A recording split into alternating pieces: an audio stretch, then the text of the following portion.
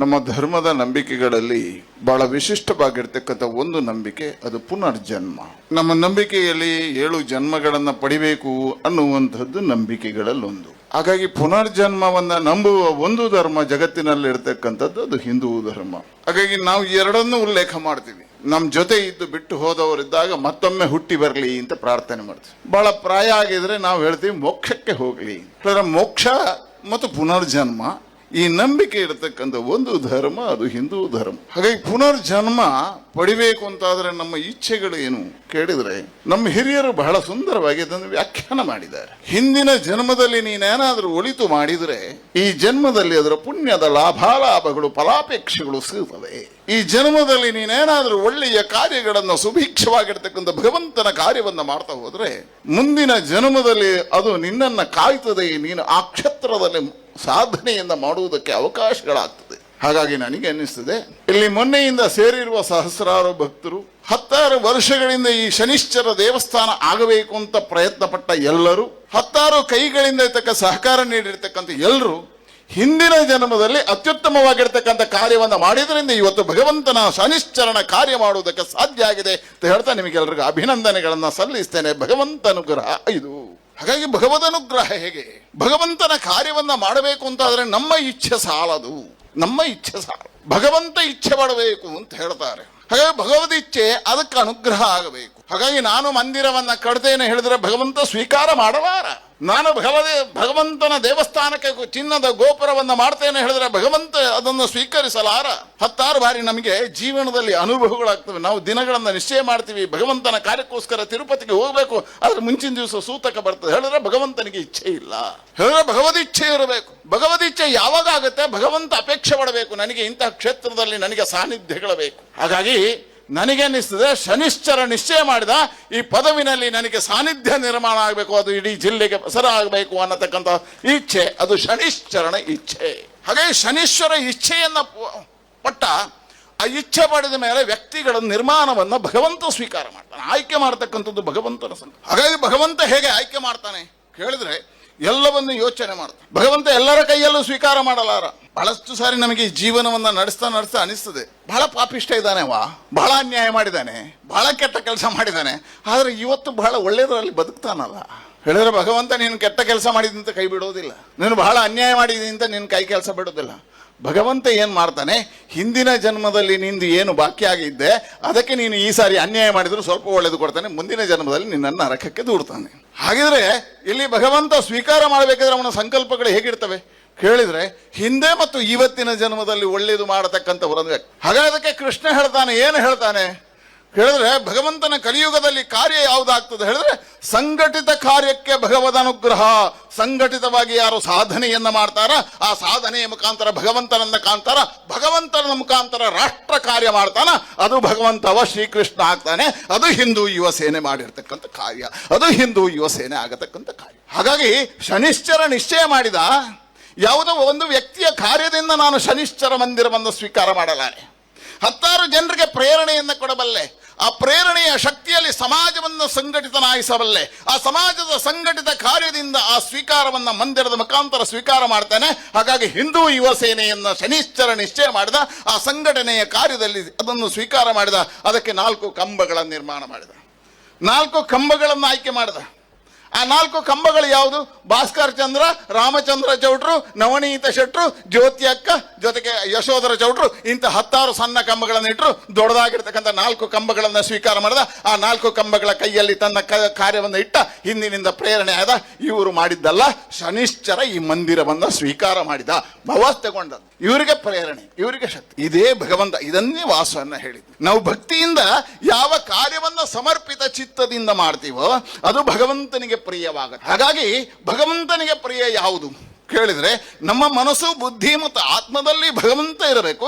ಆ ಅರ್ಪಣೆಯಲ್ಲಿ ಅರ್ಪಣಾ ಮನೋಭಾವ ಇರಬೇಕು, ಅದು ಸುಂದರ ಆಗುತ್ತೆ. ಅದನ್ನೇ ಹೇಳಿದ್ದು ಹಿರಿಯರು. ಏನ್ ಹೇಳಿದ್ರು? ಬಹಳ ಸುಂದರವಾಗಿ ವರ್ಣನೆ ಮಾಡಿ. ಯಾವ ಕ್ಷೇತ್ರದಲ್ಲಿ ಸಾನ್ನಿಧ್ಯ ಆಗುತ್ತೆ, ಆ ಸಾನ್ನಿಧ್ಯ ನಿರ್ಮಾಣ ಎಲ್ಲಿ ಇರಬೇಕು, ಇದೆಲ್ಲದಕ್ಕೂ ನಮ್ಮ ಶಾಸ್ತ್ರಗಳಲ್ಲಿ ಉಲ್ಲೇಖಗಳಿದ್ದಾವೆ. ಅದಕ್ಕೆ ಕೊನೆಯ ಒಂದು ಸಣ್ಣ ಶಬ್ದದಲ್ಲಿ ಜೋಡಣೆ ಆಗುತ್ತೆ. ಅದು ಹೇಳಿದ್ರೆ ಭಗವಂತನಿಗೆ ಭಕ್ತಿ ಮತ್ತು ಸಮರ್ಪಣೆ ಶ್ರೇಷ್ಠವಾದ್ದು, ಬಾಕಿಯೆಲ್ಲ ಮತ್ತೆ. ಹಾಗಾಗಿ ಭಕ್ತಿ ಮತ್ತು ಸಮರ್ಪಣಾ ಮನೋಭಾವ ಎಲ್ಲಿದೆಯೋ ಅಲ್ಲಿ ಭಗವಂತ ಕೊನಿತಾನೆ. ಅದಕ್ಕೆ ದಾಸರು ಹೇಳಿದ್ರು, ಮಲಗಿ ಪರಮಾದರದಿ ಕುಳಿತು ಪಾಡಲು ಕುಳಿತರೆ ನಿಲುವ ನಿಂತರೆ ನಲಿವ ನಲಿದರೆ ಒಲಿವೇ ನಾ ನಿಮಗಿಂದು. ಭಗವಂತ ನಾವು ಭಕ್ತಿಯಿಂದ ಮಲಗಿ ಕಣ್ಣು ಮುಚ್ಚಿ ಹಾಡಿದರೆ ನಮ್ಮ ಹತ್ತಿರ ಬರ್ತಾನೆ. ನಾವು ಎದ್ದು ಕೂತರೆ ಅವ ಎದ್ದು ನಿಲ್ತಾನೆ. ನಾವು ಎದ್ದು ನಿಂತು ಅವನನ್ನು ಹಾಡಿದರೆ ಅವ ನಮ್ಮ ಜೊತೆ ಕುಣಿತಾನೆ ಅಂತ ಹೇಳಿದ್ರು. ನನಗೆ ಅನ್ನಿಸ್ತದೆ ಹಿಂದೂ ಯುವ ಸೇನೆಯ ಸಮರ್ಪಣ ಮತ್ತು ತ್ಯಾಗದ ಮನೋಭಾವಕ್ಕೆ ಶನಿಶ್ಚರ ಇಲ್ಲಿ ಕುಣಿದಾಡಿದ್ದಾನೆ. ಹಾಗಾಗಿ ಜಿಲ್ಲೆಯಲ್ಲಿ ಅತೀ ಸುಂದರವಾಗಿರ್ತಕ್ಕಂಥ ಶನಿಶ್ಚರ ಮಂದಿರ ಪದವಿನಲ್ಲಿ ಆಗಿದೆ ಅಂತ ಹೇಳಿದ್ರೆ ಹಿಂದೂ ಯುವ ಸೇನೆಯ ಬಂಧುಗಳಿಗೆ ಹೃದಯಪೂರ್ವಕವಾಗಿರ್ತಕ್ಕಂಥ ಅಭಿವಂದನೆಗಳು. ಹಾಗಾಗಿ ಇನ್ನು ಹೆಚ್ಚು ಉಲ್ಲೇಖ ಮಾಡಲಿಕ್ಕೆ ಹೋಗುವುದಿಲ್ಲ. ನಮ್ಮನ್ನು ಕರೆದರೂ ನಮಗೂ ಅಧಿಕಾರ ಬ್ರಹ್ಮಕಲಶದ ಕಾರ್ಯದಲ್ಲಿ ಭಾಗವಹಿಸಬೇಕು ಅಂತ ಹೇಳಿ ಇಲ್ಲಿ ಬಂದು ಗಮನಿಸಿದಾಗ ಸ್ವೀಕಾರ ಶನಿಶ್ಚರ ಮಂದಿರ. ನಾನು ಹೇಳಿದ್ರು ಎಲ್ಲರೂ ನನ್ನ ಜೀವನದಲ್ಲಿ ನನಗೆ ಸೌಭಾಗ್ಯಗಳು ಸಿಕ್ಕಿದೆ. ನನ್ನಲ್ಲಿ ಮೊನ್ನೊಬ್ಬರು ಕೇಳಿದ್ರು, ಅಲ್ಲ ಮಾರ್ರೆ ನೀವು MP ಆಗಿ 15 ವರ್ಷ ಇದ್ರಿ, ರಾಜ್ಯದ ಅಧ್ಯಕ್ಷರಾದ್ರಿ, ಬಹಳ ದೊಡ್ಡ ಪದವಿಗೆ ಹೋದ್ರಿ, ಬಹಳಷ್ಟು ಜನ ಬೈದ್ರು, ಬಹಳಷ್ಟು ಜನ ಹೋಗಲಿದ್ರು, ಬಹಳಷ್ಟು ಕೆಲಸ ಮಾಡಿದ್ರು. ನೀವು ಕೆಲಸ ಮಾಡಿದ್ರು ಮಾಡಲಿಲ್ಲ, ಪ್ರಚಾರ ತಗೊಂಡಿದ್ದೀರ ಗೊತ್ತಿಲ್ಲ, ಆದ್ರೆ ನಿಮಗೆ ಈಗ ಅಧಿಕಾರ ಇಲ್ಲ, ಯಾಕೆ ನೀವು ಗಲಾಟೆ ಮಾಡಲಿಲ್ಲ? ಸೀಟ್ ಸಿಕ್ಕಿಲ್ಲ ಅಂತ ಯಾಕೆ ಗಲಾಟೆ ಮಾಡಲಿಲ್ಲ? ನಾನು ಅದಕ್ಕೆ ಒಂದೇ ವಾಕ್ಯ ಹೇಳಿದೆ, ಇದೆಲ್ಲವೂ ಭಗವತ್ ಚಿತ್ತ. ಅಧಿಕಾರ ಕೊಟ್ಟದ್ದು ಭಗವಂತ. ಕಟೀಲಿನ ಬ್ರಹ್ಮಕಲಶವನ್ನ ಮಾಡಿರ್ತಕ್ಕಂಥ ಸೌಭಾಗ್ಯ ಇದೆಯಲ್ಲ, ನನಗೆ ನನ್ನ 35ನೇ ವರ್ಷದಲ್ಲಿ ಸಿಕ್ಕಿದ ಮೊದಲ ಬಾರಿಗೆ 2007ರಲ್ಲಿ ನಾನು 35 ವರ್ಷಕ್ಕೆ ಅತಿ ದೊಡ್ಡದಾಗಿರ್ತಕ್ಕಂಥ ಸಮಸ್ಯೆ ಮಧ್ಯ ಕಟೀಲ. ಇವತ್ತಿಗೆ 154ನೇ ಬ್ರಹ್ಮಕಲಶ ಇದು ನಮ್ದು. 154ನೇ ಬ್ರಹ್ಮಕಲಶ ಅಧ್ಯಕ್ಷ ಆಗುತ್ತೆ. 12 ನಾಗಮಂಡಲಗಳು, 16 ಮಹಾಯಾಗಗಳು, 4 ಧರ್ಮನೇಮಗಳು, ಇಂಥ ಎಲ್ಲ ಕಾರ್ಯ ಮಾಡತಕ್ಕಂಥ ಅವಕಾಶ ಭಗವಂತ ಕೊಟ್ಟಿದ್ದಾನೆ ಅಂತ ಕೇಳಿದ್ರೆ 15 ವರ್ಷ ನೀನು MP ಆಗಿದ್ರೆ ಸಾಕು, ಇನ್ನು ಧಾರ್ಮಿಕ ಕಾರ್ಯಕ್ಕೆ ಬಾ ಅಂತ ವಾಪಸ್ ಹೇಳ್ಕೊಂಡು ಬಂದಿದ್ದಾನೆ. ಇದು ಭಗವಚ್ಚಿತ್ತ. ಹಾಗಾಗಿ ಯಾರು ಅನ್ಯಾಯ ಮಾಡಿದ್ದಲ್ಲ, ಹಾಗಾಗಿ ಅದಕ್ಕೆ ಹೋರಾಟಗಳಿಲ್ಲ ನಮ್ಗೆ. ಹಾಗಾಗಿ ಹೇಳಿದೆ, ಇಂತಹ ಕಾರ್ಯ ಮಾಡತಕ್ಕಂಥ ಸೌಭಾಗ್ಯ ಯಾಕೆ ಸಿಕ್ಕಿತು ಕೇಳಿದ್ರೆ ಭಗವಚ್ಚಿತ್ತದು, ಭಗವಂತನ ಅನುಗ್ರಹ. ಹಾಗಾಗಿ ಹೇಳಿದೆ, ಇವತ್ತು ಶನೀಶ್ವರ ಕ್ಷೇತ್ರದಲ್ಲಿ ನಾನು ಇಷ್ಟೆಲ್ಲ ಮಾಡಿದ್ರು ಒಂದೇ ಒಂದು ಶನೀಶ್ವರ ಕ್ಷೇತ್ರ ಸಿಕ್ಕಿಲ್ಲ. ಹಾಗಾಗಿ ಇದೊಂದು ಬಾಕಿ ಇದೆ, ಇಲ್ಲಿ ಬಾ ಅಂತ ಕರೆದ್ರು. ಹಾಗಾಗಿ ಶನೀಶ್ವರ ಕ್ಷೇತ್ರದ ಬ್ರಹ್ಮಕಲಶ ಮಾಡತಕ್ಕಂಥ ಭಾಗ್ಯವನ್ನು ಹಿಂದೂ ಯುವ ಸೇನೆ, ಭಾಸ್ಕರ್ ಚಂದ್ರ ಶೆಟ್ರು, ನವನೀತ್ ಶೆಟ್ರು, ರಾಮಚಂದ್ರ ಶೆಟ್ಟಿ ದಂಪತಿಗಳು ಮತ್ತು ಎಲ್ಲರೂ ಆ ಸೇನೆಯವರು ಕೊಟ್ಟಿದ್ದಾರೆ. ಅವರಿಗೆ ನಾನು ಹೃದಯಪೂರ್ವಕವಾಗಿರ್ತಕ್ಕಂಥ ಅಭಿನಂದನೆ. ಇವತ್ತು ಬಹಳ ಸುಂದರವಾಗಿರ್ತಕ್ಕಂಥ ಬ್ರಹ್ಮಕಲಶ ಸಮಾಪನಗೊಳ್ತಾ ಇದೆ.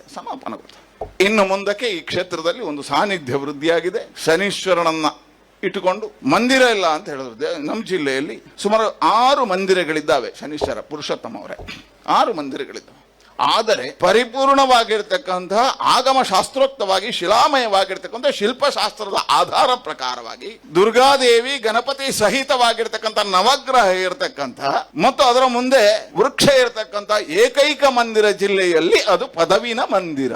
ಹಾಗಾಗಿ ಪರಿಪೂರ್ಣವಾಗಿರ್ತಕ್ಕಂಥ ಶನಿಶ್ಚರ ಮಂದಿರ ಇಲ್ಲಿ ನಿರ್ಮಾಣ ಆಗಿದೆ. ಇಲ್ಲಿಯವರೆಗೆ ಶನಿ ದೋಷಗಳು 7.5 ಶನಿ ಅಂತ ಹೇಳ್ತೀವೋ, ಆ ಶನಿ ದೋಷಗಳು ಬಂದ್ರೆ ನಾವು ತಮಿಳುನಾಡಿಗೆ ಹೋಗಬೇಕು, ಶನಿ ಸಿಂಗಾಪುರಕ್ಕೆ ಹೋಗಬೇಕು ಅಂತ ಇತ್ತು.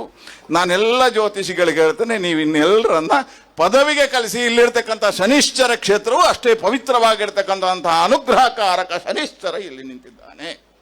ಹಾಗಾಗಿ ಈ ಸಮಾಪನದ ಸಂದರ್ಭದಲ್ಲಿ ನನ್ನದೊಂದು ಜವಾಬ್ದಾರಿ, ಯಾರಿಗೆಲ್ಲ ಯಾರನ್ನ ಸ್ಮರಿಸಲಿ ಕವಿ ಬರಿತಾನೆ, ಯಾರ್ಯಾರ ನೆನೆಯಲಿ ಮನದಲ್ಲಿ ನಮ್ಮ ಜೀವನಕ್ಕೆ ಸಾಧ್ಯತೆಯನ್ನ ಸಾಧುತ್ವವನ್ನ ನಮ್ಮ ಎತ್ತರಕ್ಕೆ ಕಾರಣೀಭೂತರು ಯಾರನ್ನ ನೆನೆಯಲಿ ಸಮಾಜದಲ್ಲಿ. ಹಾಗೆ ಇಂಥ ಶ್ರೇಷ್ಠವಾಗಿರ್ತಕ್ಕಂಥ ಜೀರ್ಣೋದ್ಧಾರ ಬ್ರಹ್ಮಕಲಶದ ಕಾರ್ಯದಲ್ಲಿ ಜೋಡಿಸಿದವರ ಯಾರ ಸ್ಮರಣೆ ಮಾಡಲಿ? ಇಲ್ಲಿ ಕೈ ಜೋಡಿಸಿದಂತ ಎಂತ ಹಿರಿಯರು, ಇಲ್ಲಿ ಎಂತ ಅದ್ಭುತವಾಗಿರ್ತಕ್ಕಂಥ ಕಾರ್ಯವನ್ನು ಮಾಡಿರ್ತಕ್ಕಂಥ ಕಾರ್ಯಕರ್ತರ ತಂಡ, ತನ್ನವನ್ನೆಲ್ಲ ಸಮರ್ಪಣೆ ಮಾಡಿರ್ತಕ್ಕಂಥ ಮಾತೃ ಮಂಡಳಿಯ ಅದ್ಭುತವಾಗಿರ್ತಕ್ಕಂಥ ತಂಡ, ಯಾರ್ಯಾರಿಗೆ ಅಭಿನಂದನೆ ಸಲ್ಲಿಸಿ, ಯಾರಿಗೆ ಅಭಿನಂದನೆ ಸಲ್ಲಿಸಿದ್ರೂ ತಪ್ಪಾಗುತ್ತೆ. ಯಾಕಂದ್ರೆ ಸಾವಿರ ಕೈಗಳಿದ್ದಾವೆ, ಸಾವಿರ ಮನಸ್ಸುಗಳು. ಹಾಗಾಗಿ ಹೇಳಿದೆ, ದಾಸರು ಹೇಳ್ತಾರೆ, ಹೂವ ತರುವರ ಮನೆಗೆ ಹುಲ್ಲ ತರು. ಭಗವಂತ ಯಾರ ಋಣವನ್ನು ಇಟ್ಟುಕೊಳ್ಳೋದಿಲ್ಲ. ಇದು ನಮ್ಮ ಧರ್ಮದ ಶ್ರೇಷ್ಠತೆ. ಯಾರ ಋಣವನ್ನು ಭಗವಂತ ಇಟ್ಕೊಳ್ಳೋದಿಲ್ಲ.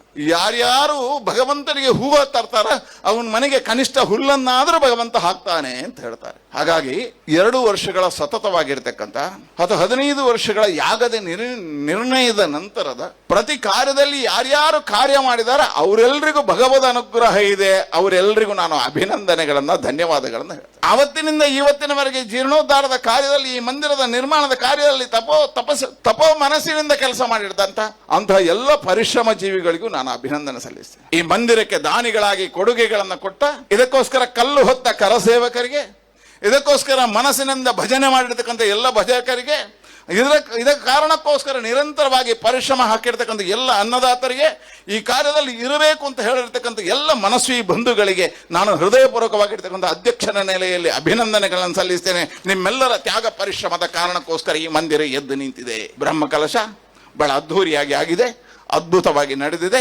ಜನಸಾಗರ ನಮ್ಮ ನಿರೀಕ್ಷೆಗಳನ್ನು ಮೀರಿ ಬಂದಿದೆ. ನಗರದ ಒಳಗೆ ಇರತಕ್ಕಂಥ ಸಣ್ಣದಾಗಿರ್ತಕ್ಕಂಥ ಪ್ರದೇಶದಲ್ಲಿ ಹತ್ತಾರು ಅಚ್ಚುಕಟ್ಟಿನ ವ್ಯವಸ್ಥೆಯಲ್ಲಿ ತೊಂದರೆ ಆದರೂ ಇದು ಭಗವದನ ಅನುಗ್ರಹ ಅಂತ ಹೇಳ್ತಾ ಅದನ್ನು ಸ್ವೀಕಾರ ಮಾಡಿದ್ರಲ್ಲ, ಎಲ್ಲ ಭಗವದ್ ಭಕ್ತರ ಕಾಲು ಮುಟ್ಟಿ ನಮಸ್ಕಾರ ಮಾಡಿ ನಿಮಗೆ ಧನ್ಯವಾದಗಳನ್ನು ಅರ್ಪಿಸ್ತೇನೆ, ಅಭಿನಂದನೆಗಳನ್ನು ಸಲ್ಲಿಸ್ತೇನೆ. ಇಂಥ ಶ್ರೇಷ್ಠವಾಗಿರ್ತಕ್ಕಂಥ ಕಾರ್ಯದಲ್ಲಿ ಭಗವಂತನ ಜೊತೆ ನೀವು ನಿಂತಿದ್ದೀರಲ್ಲ, ಭಗವದ್ ಅನುಗ್ರಹ ನಿಮಗಿದೆ.